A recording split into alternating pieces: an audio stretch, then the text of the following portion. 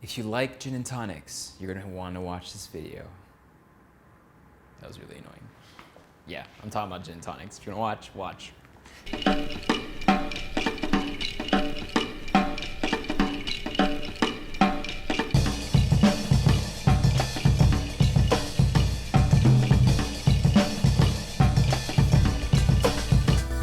Recently, I went to Landers and I literally bought their whole gin collection. I did not know they had so many bottles, and it actually confused me for a while, so I thought it'd be really great to talk about gin in general, because gin seems to be the next whiskey. Like, everyone for a while started loving whiskey again, started really getting into it, and now everyone's really getting into gin. And the number of smaller distilleries being purchased by larger distilleries in gin is absolutely massive. Just the sheer amount of choice you have nowadays is pretty crazy. A lot of people don't necessarily know what gin is or what makes a gin a gin. What is the difference between a gin and a vodka? You know, they're both clear liquids, right?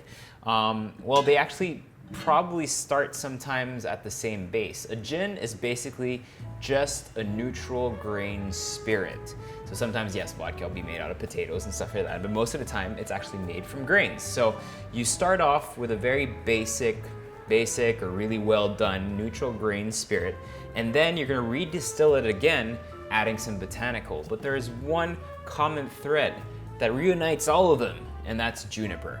So juniper is that distinct gin taste that you have throughout all the gins in the world, but it's not regulated, unlike wine or whiskey or bourbon, where they have like certain ratios that you need to respect. I believe bourbon, it has to be 51% corn spirit versus grain spirit. That's what makes it an American bourbon. If you have rye, it has to be predominantly rye. Same thing with gin. You need to taste juniper, yet there's no percentage or legal rule behind it. So basically, if I put some predominant juniper flavors in my neutral grain spirit, I'm allowed to call it a gin. Now, each of them will be extremely distinct because the botanicals can go from coriander seeds to lavender to licorice to almonds to citrus. You're not drawing out necessarily the whole ingredient or the sweetness of it. You're basically redistilling it, which means you're drawing out certain aspects of those ingredients and those flavors. So when you try a gin that has a lot of citrus and, let's say, oranges and lemon peels and something like Tanqueray, for example, you don't necessarily taste the sweetness of the lemon, but you get the bitterness and the aromatics of it, but not the sweetness. You see what I'm getting at? It's not necessarily getting a neutral grain spirit and added some syrup in it. It's basically drawing out all these ingredients with the redistilling. Hope I haven't lost you yet.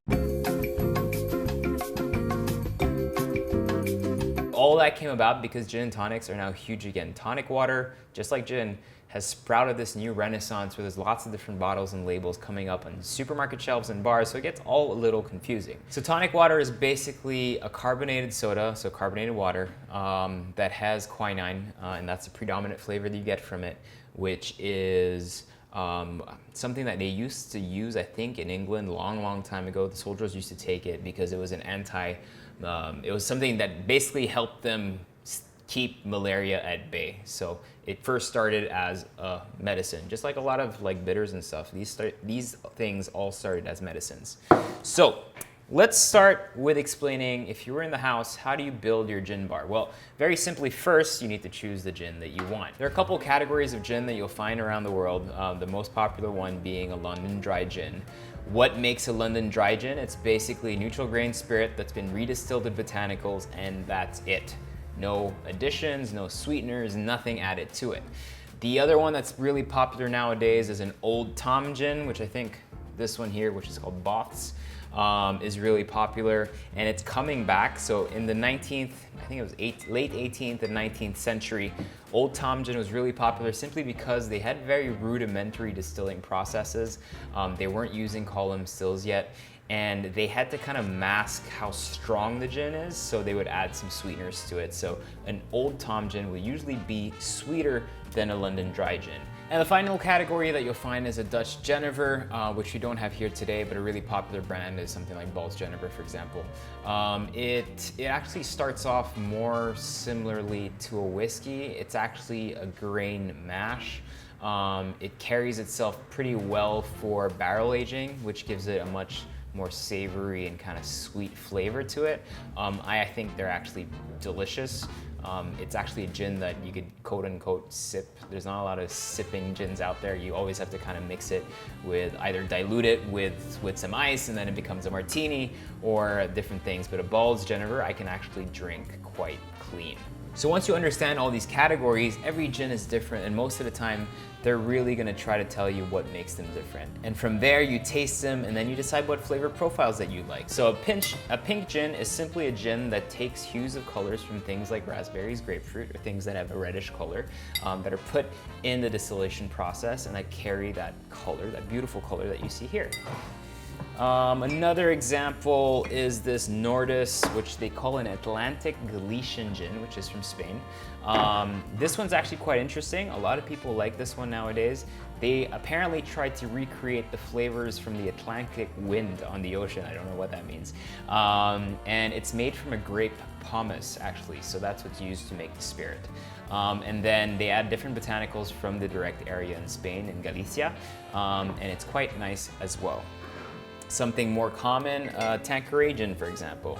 Again, this is a dry gin, which for me has stronger notes of things like citruses, and it's your everyday workhorse gin that's perfect for gin and tonics. So there's a lot of different styles, like Colombian gin, for example. This is made by Diplomatico. Diplomatico is this huge rum kind of brand now. So the Colombian gin, what they do, they actually age the gin in rum barrels, giving it a very distinct kind of like caramel finish and flavor, which is nice.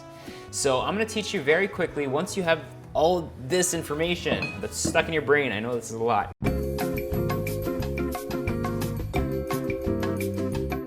Then you can kind of combine the flavors that you want to put in your cocktails.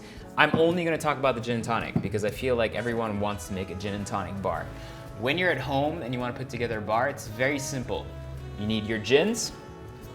If you want, you could have your bitters. On the side, you could have herbs, anything from thyme to rosemary to tarragon to sage to mint to basil to kaffir limes, lemongrass. All these things are absolutely beautiful. Then you're gonna have maybe some syrups. You can make a tea syrup like I made today here. You can make a simple syrup if you want to sweeten it. It's up to you. Purists will say, what are you doing? Are you crazy? Don't sweeten your gin and tonics. But some people actually like it. And then finally, you have some fruits and some peels and some things like that. So I'm gonna show you 3 styles of gin and tonics the way I like to drink it. Starting from a very simple Tanqueray tonic. So the golden ratio, well, there's no really golden ratio. It really depends on how strong you want your drink to be.